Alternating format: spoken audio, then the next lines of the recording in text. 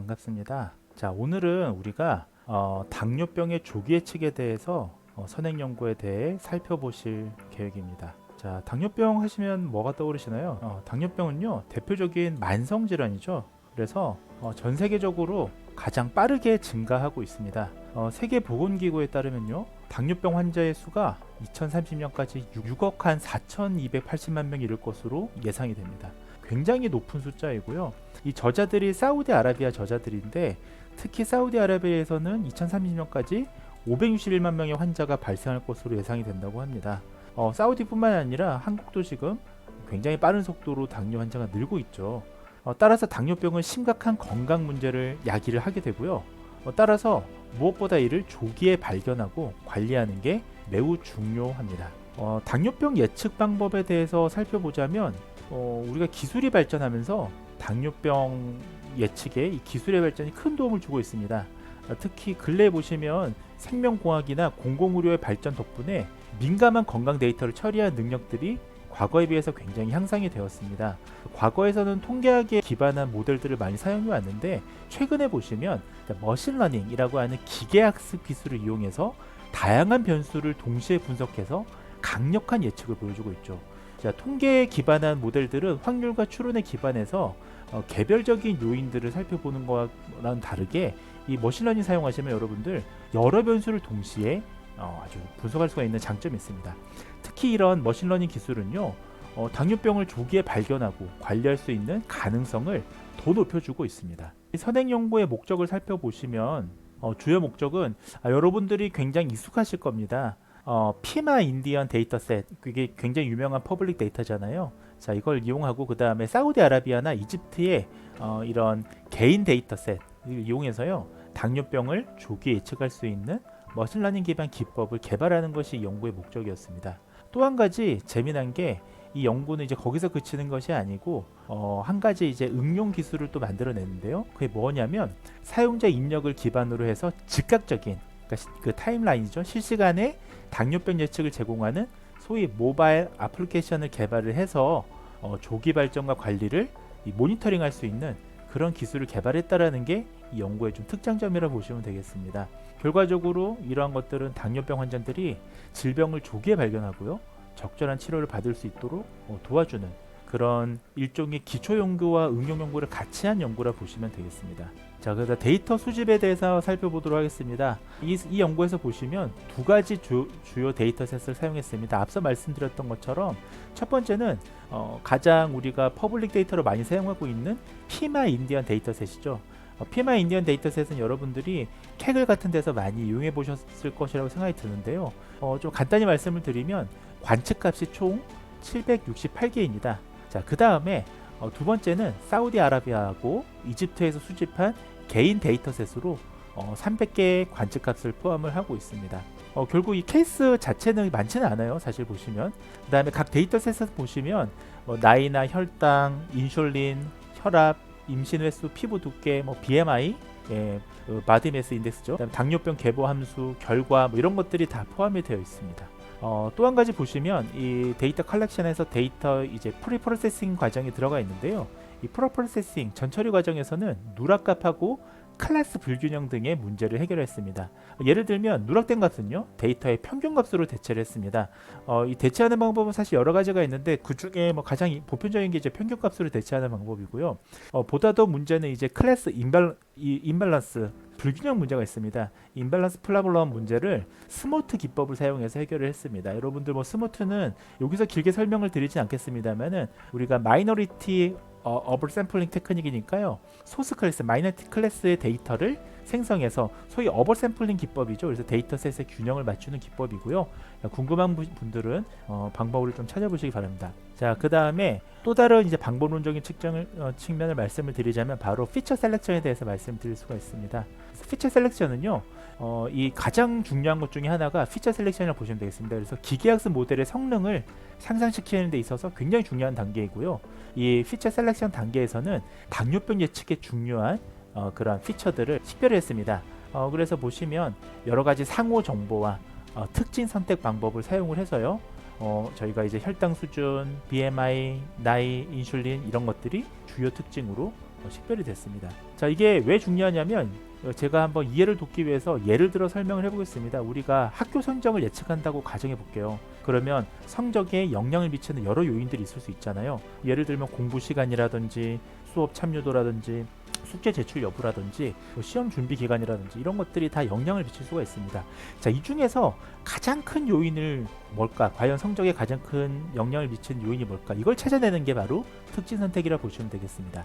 자, 마찬가지로 보시면 당뇨병 예측에서는 여기서 이제 가장 중요한 게 뭘까라고 봤을 때 여러 가지가 있었습니다만 순서대로 보시면 혈당 수준이라든지 BMI라든지 나이나 인슐린 이런 것들이 굉장히 중요한 특징으로 선택이 되어졌습니다. 두 번째로 보시면 이 데이터 노멀리제이션이 있는데요. 이거 데이터 표준화라고 하는데 노멀리제이션은요. 자, 이거는 모든 특징이 동일한 범위 내에 있도록 하는 것입니다. 이거는 왜냐하면 측정하는 값마다 범위가 다 다를 수가 있잖아요. 그래서 모델의 성능을 굉장히 향상시키는데 중요한 역할을 합니다. 자, 예를 들어 어떤 학생의 공부 시간이 0시간, 그러니까 공부를 아예 안 하는 거에서 10시간 사이의 간격일 수 있지만 시험 점수는 보시면 시험 점수가 뭐 0점에서 100점일 수도 있잖아요. 즉 간격이라는 게 서로 다르죠. 자, 이 경우에는 우리가 데이터 노멀리제이션 표준화를 통해서 공부 시간의 이 범위하고요 시험 점수의 범위를 각각 동일한 범위로 조정을 해줍니다. 그래야 모델이 더 잘 학습할 수 있죠. 그렇지 않으면 이 범위가 큰 단위가 큰 이 변수를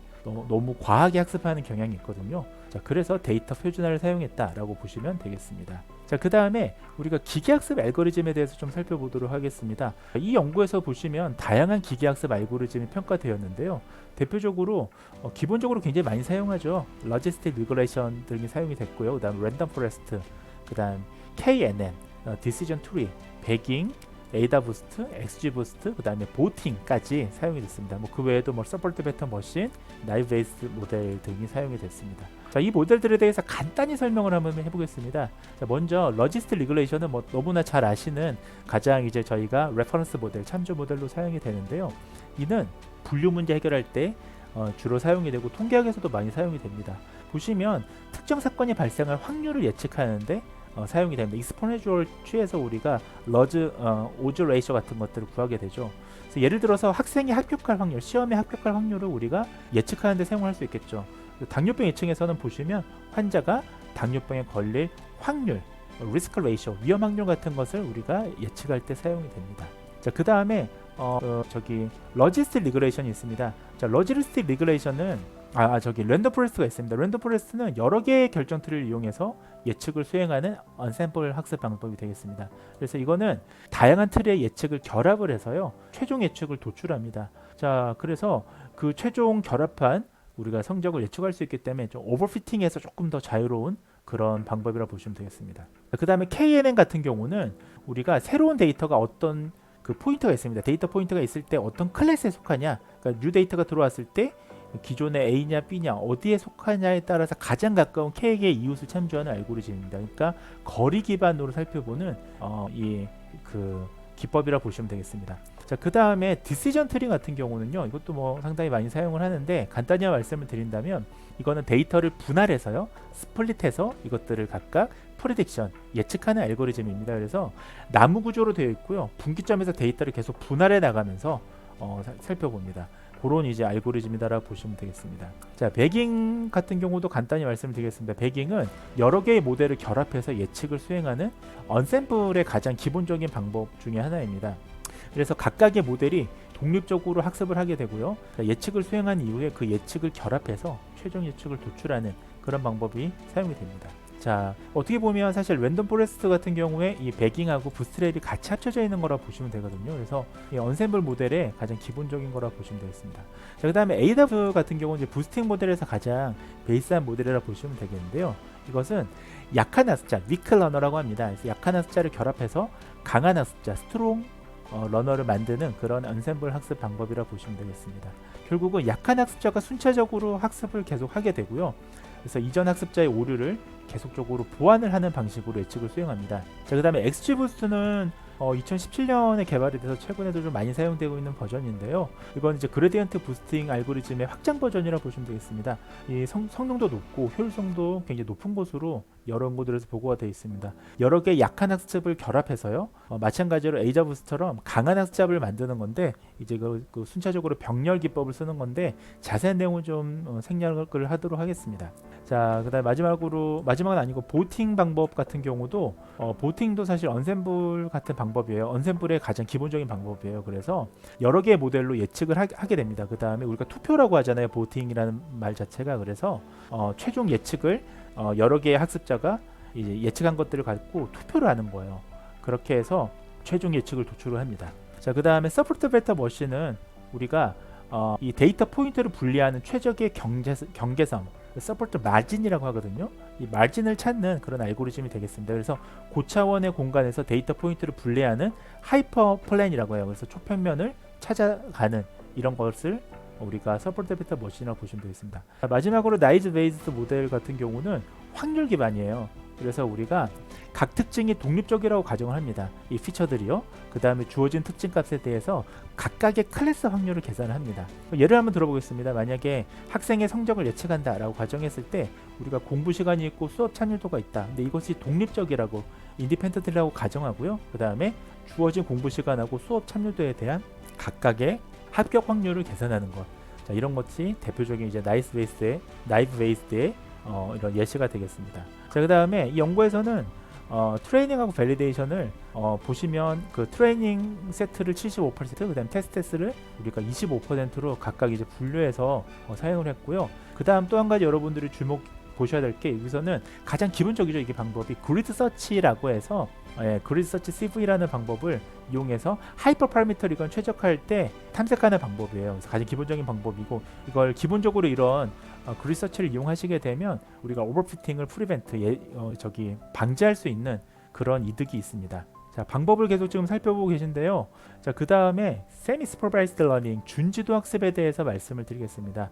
자, 일단 여러분들이 준지도 학습, 세미 슈퍼바이스드 러닝이 사용됐다고 하면 이거는 라벨이 있는 데이터하고 없는 데이터를 모두 활용했다. 그렇게 해서 예측 능력을 향상시켰다라고 여러분들 이해하시면 되겠습니다. 그래서 우리가 광범위한 데이터 같은 경우는 일부만 레이블이 있는 경우도 있고요. 그렇습니다. 그래서 레이블 데이터가 없이도 정확한 예측이 가능할 수 있도록 만들어주는 이 머신러닝 기법을 우리가 세미 슈퍼바이스드 러닝이라고 하거든요. 자, 예를 한번 들어보겠습니다. 만약에 우리가 학생의 성적을 예측한다고 가정해 볼게요. 이때 일부 학생의 성적 데이터가 있고요. 나머지 학생의 성적 데이터가 없다고 가정을 해보겠습니다. 자, 그러면 우리가 세미 슈퍼바이스드 러닝 같은 경우는 이런 모델은 일부 학생의 성적 데이터를 이용해서 학습을 해요. 그 다음에 이를 기반으로 나머지 학생들의 성적을 예측하는 그런 형태로 되어 있습니다.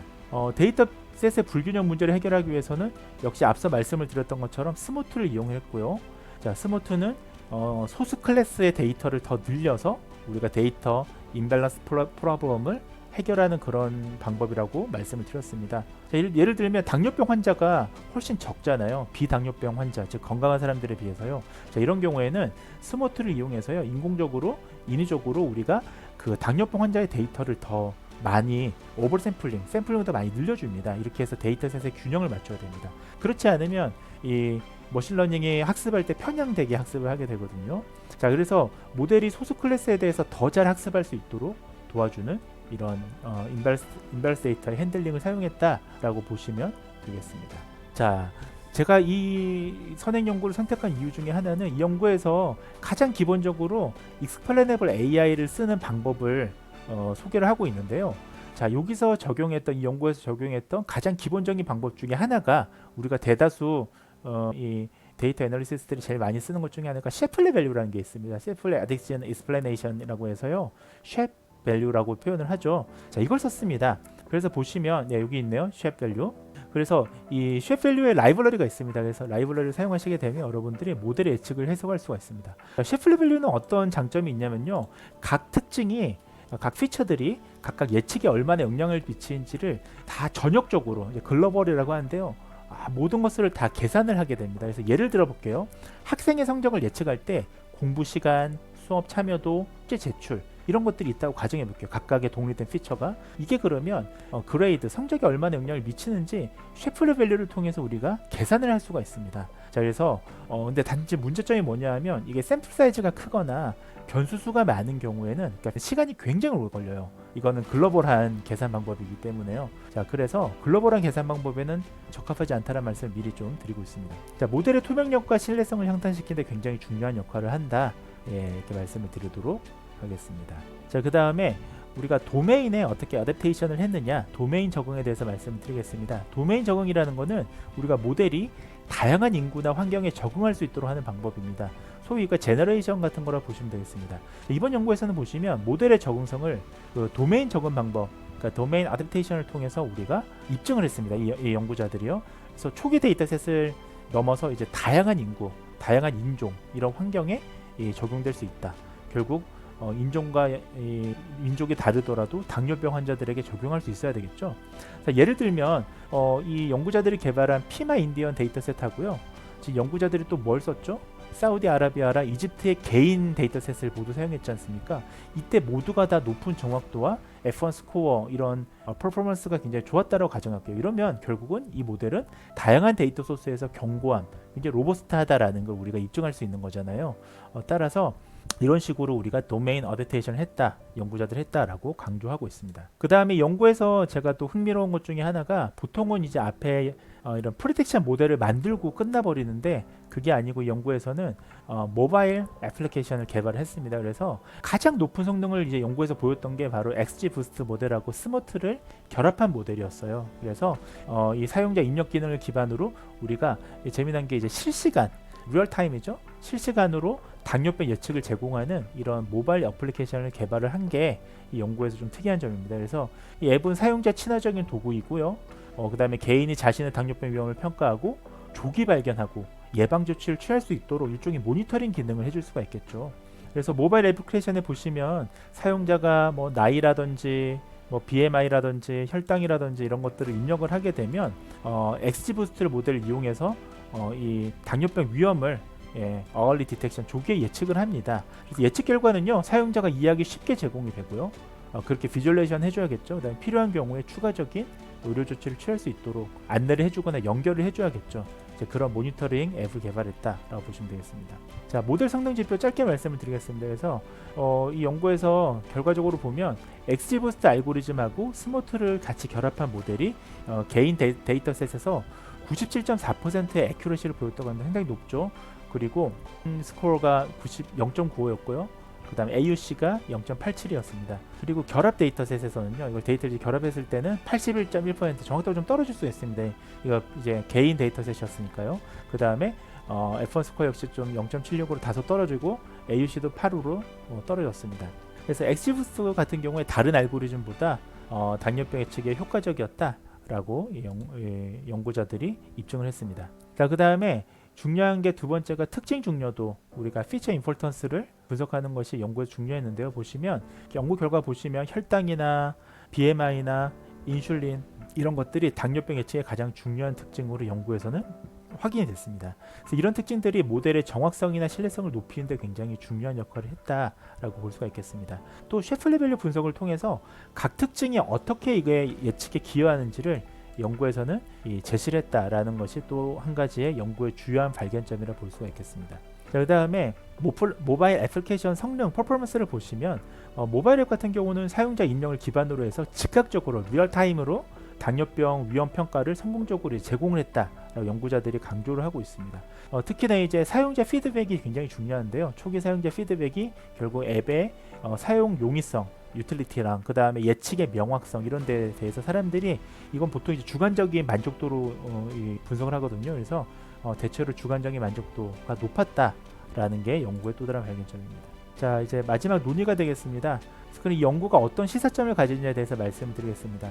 그래서 결국 조기 예측하고 이 당뇨병에 대한 조기 발견이 결국 어떻습니까? 당뇨병의 컴플리언트, 그러니까 합병증을 심각하게 줄일 수가 있기 때문에 굉장히 중요한 역할을 하고 있습니다. 프리딕션 모델이요. 그래서 환자의 결과를 개선하고요, 의료 비용을 절감할 수 있었다라는 게 이 연구의 굉장히 중요한 시사점이라고 보시면 되겠습니다.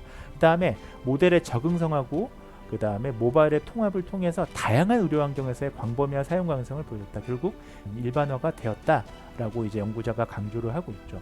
그리고 이제 그 미래 연구 방향에 대해서도 얘기를 하고 있는데요. 향후에는 이제 알고리즘을 선택하는 방법, 도메인을 그러니까 어댑테이션 하는 방법, 그 다음에 모바일 앱 사용성 이런 것들을 더 더 향상시키기 위해서 우리가 리미테이션을 해결해야 된다. 그래서 예를 들면 뭐 데이터셋도 더 많이 모아야 되고요. 더 다양한 데이터도 있어야 되고요. 그다음에 특징도 사실 우리가 이게 사실 솔직하게 높았던 게 당뇨병을 예측하는 데 있어서 혈당이라든지 인슐린은요. 사실은 인과관계죠. 커설 이펙트의 관계잖아요. 사실은 직접적인 원인이잖아요. 그럼에도 불구하고 그러니까 당이 높게 나오는 거죠. 어쨌든 이런 거 외에도 사실 당뇨병에 숨어져 있는 레이턴트 팩터들, 잠재적인 요인들을 더 수집해서 그런 피처들을 넣어서 예측 정확성과 신뢰성을 더 향상시키는 게 필요하다라고 연구자들이 얘기를 하고 있습니다. 자, 오늘 좀 길게 말씀을 드렸는데 여기까지 경청해 주셔서 감사합니다.